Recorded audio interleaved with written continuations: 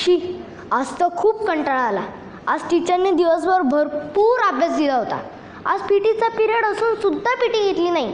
बसून बसून माझ्या अंगाची पीटी झाली आहे नुसती. आणि बरं का, माझं अक्षर खूप चांगलं आहे. तुम्हाला खोटं वाटतंय का? पेन्सिल शपथ, मी खरं सांगतोय. पण का माहीत नाही, माझ्या टीचरला माझं अक्षर काही समजतच नाही. पुन्हा पुन्हा व्यवस्थित लिहून सांगत बसते. आता तर माझा हात पण दुखायला लागला आहे. काय ग आई? हो, पितो मी दूध, सोबत खजूरही खातो. काय? नाही आई, आता मला कंटाळा आलाय, मी खेळायला चाललो. हो, माहिती आहे. परीक्षेला अजून खूप वेळ आहे. अजून 2 दिवस बाकी आहेत परीक्षेला. आणि ती परीक्षा कसली? ओरल तर आहे. ते काही नाही, मी खेळायला चाललोय. पण हां, पप्पांना सांगू नकोस हां, नाही तर ते पण सांगशील.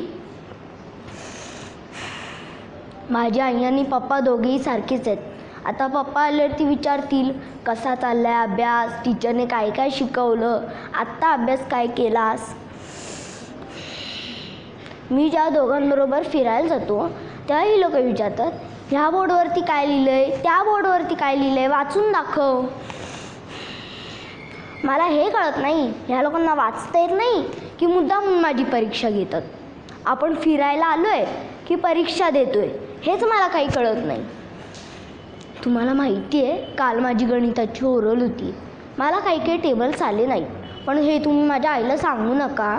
मनाने खूप भोळी आहे ना, की लगेच मनावर घेईल, लगेच मला अभ्यासाला बसवेल. आणि तुम्ही पण मनावर घेऊ नका. चला बाय, मी चाललो खेळायला. थँक्यू.